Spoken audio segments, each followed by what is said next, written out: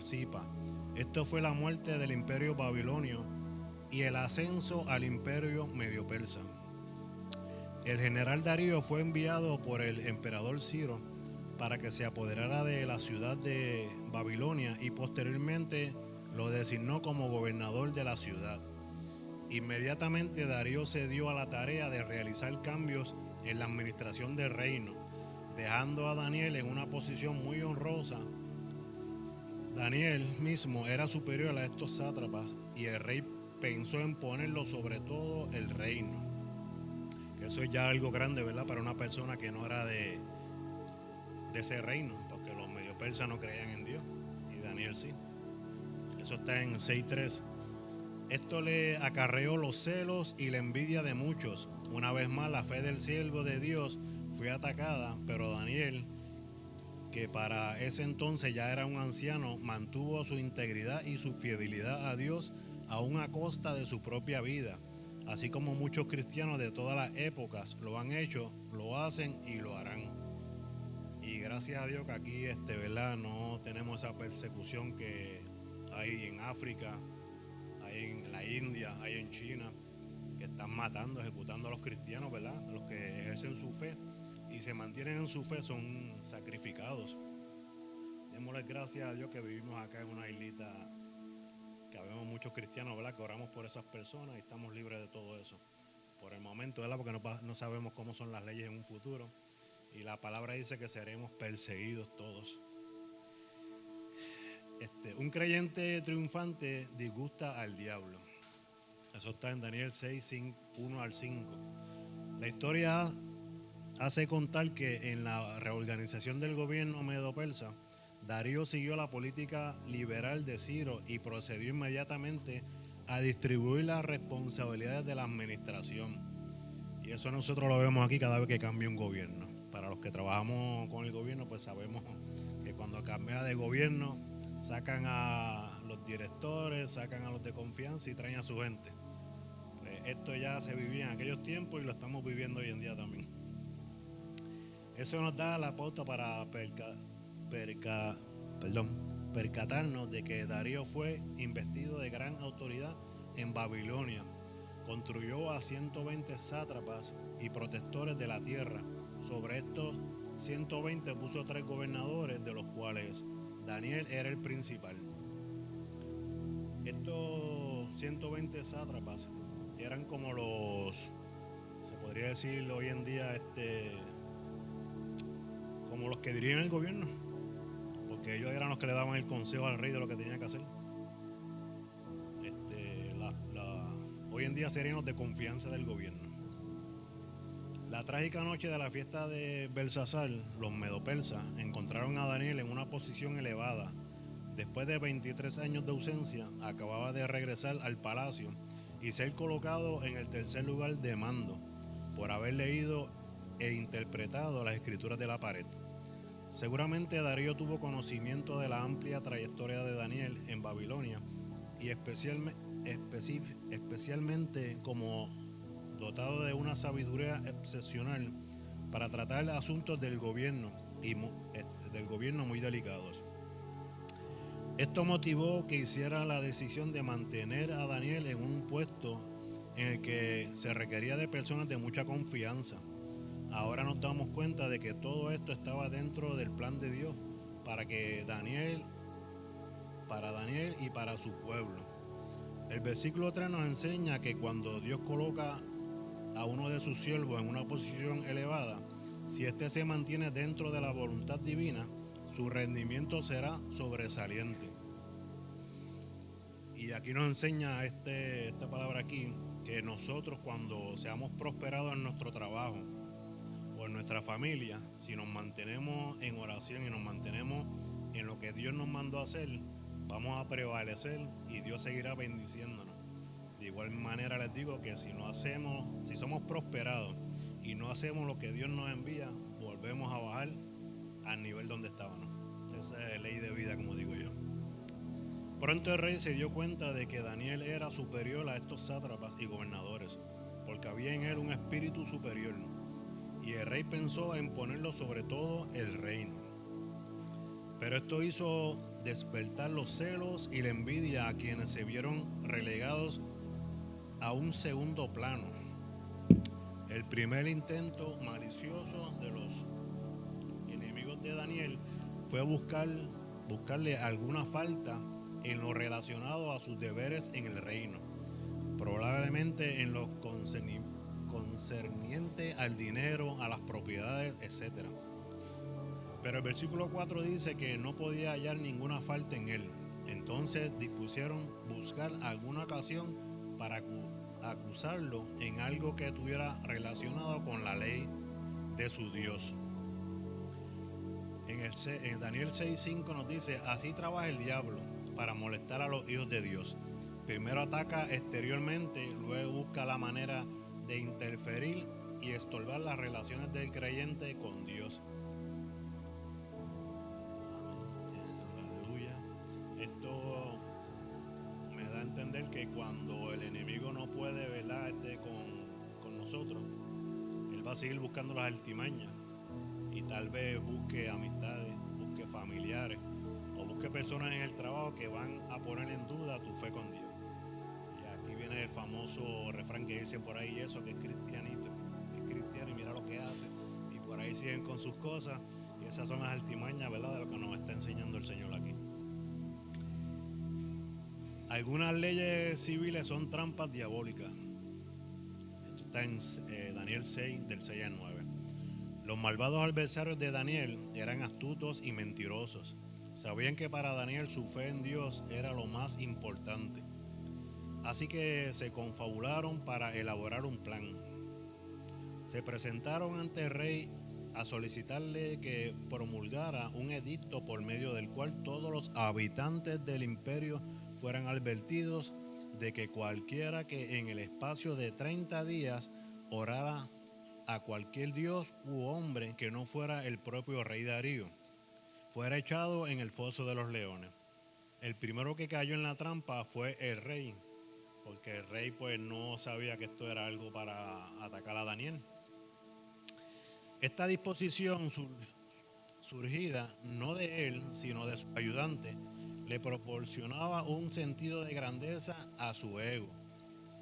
Que entiendo yo que él, como rey de Babilonia, se sintió grande al saber que todas las personas se iban a dedicar a él. Todas las oraciones eran para él y todo era él por encima de todo el mundo. Bueno, Darío se sintió halagado al ser el centro de la devoción religiosa durante un mes. Por otro lado, él ignoraba que el principal móvil del plan era hacerle daño a Daniel, un gran amigo e importante colaborador. A través de la historia, incluyendo los días actuales, se ha establecido disposiciones similares cuyo objetivo es socavar la fe de los cristianos. Algunas de estas leyes a primera vista son inofensivas, pero en realidad son trampas diabólicas que al final afectan directamente al pueblo de Dios. Y no nos referimos solamente a aquellos países en los que toda forma de cristianismo es prohibida, sino también a los que, llamándose cristianos, promulgan leyes lesivas y perjudiciales a los que no son parte de la religión tradicional. Y aquí nosotros vivimos eso en el gobierno cuando quieren imponernos unas leyes que nos dicen algo bien bonito, pero si no leemos las letras pequeñas, como decimos, hay leyes que no son en contra de la voluntad de Dios, son leyes falsas que lo que buscan es promover otras entidades que no son lo que Dios nos enseña. Como iglesia y especialmente como líderes de la iglesia debemos estar al tanto del significado y valor de las leyes del país del cual somos ciudadanos.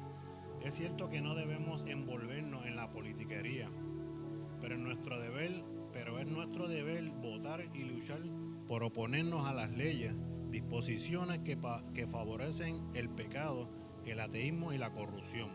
Según las enseñanzas de Jesús, nosotros somos la sal de la tierra y la luz del mundo para que demos a conocer el amor y el poder de Dios. Cuando habla aquí que no seamos politiqueros, yo entiendo que es cuando hoy en día uno no puede votar una cruz debajo del partido directo.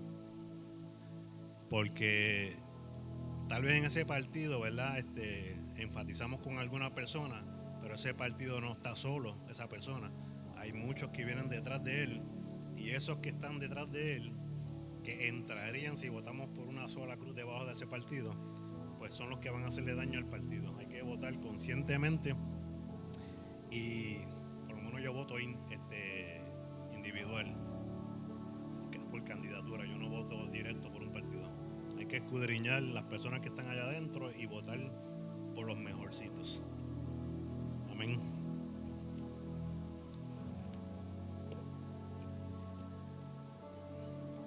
Nadie puede intimidar al creyente que ora. Eso está en Daniel 6:10 al 11.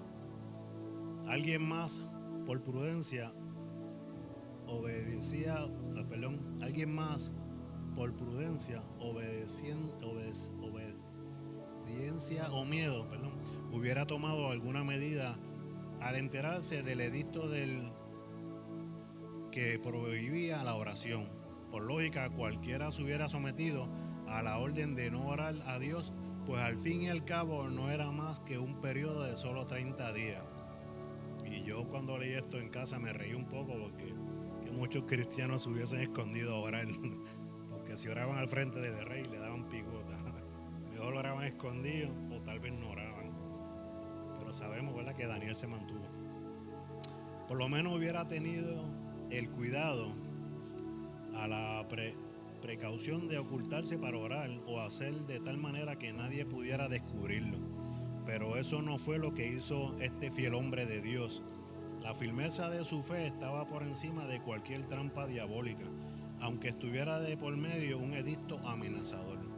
Su comunión con Dios por medio de la oración era algo inalterable. Así lo encontraron sus detractores, orando y rogando en presencia de Dios. Es seguro que Daniel oraba y rogaba por él mismo, por el rey y aún por aquellos a quienes la envidia lo había llevado al punto de odiarlo hasta procurarle la muerte. Esta historia se repite una y otra vez en la vida de muchos cristianos, que por ser buenos estudiantes, buenos trabajadores, o por no querer participar en actividades pecaminosas, son rechazados, calumniados y hasta perseguidos.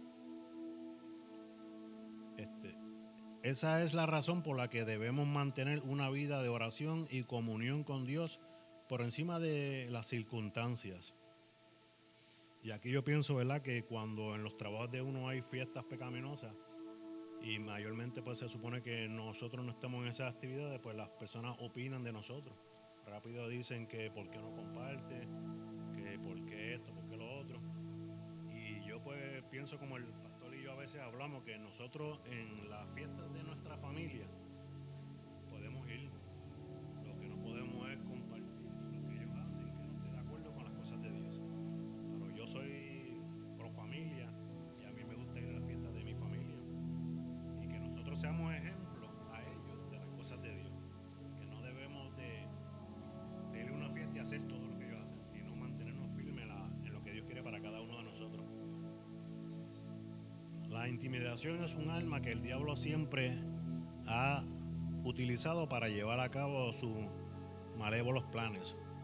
Luchó por intimidar a los 3 hebreos de Daniel 3, tentó atrevida y astutamente a Jesús en el desierto de Judea, eso está en Mateo 4, y busca medios y razones para intimidar a los creyentes de hoy para que bajen la guardia y descuiden su vida espiritual. El enemigo sabe que si persuade a un creyente para que deje de orar, el próximo paso es su descenso espiritual. Su descenso espiritual está asegurado. Por lo tanto, la clave de éxito espiritual está en no dejar que las circunstancias nos atemoricen, sino que cuando pasemos pruebas y las cosas se pongan difíciles, es cuando más debemos de orar. No debemos de orar, porque entonces el enemigo va a tomar parte y suerte por ahí, y eso son ventanas que se le abren al enemigo para que haga lo que quiera con nosotros.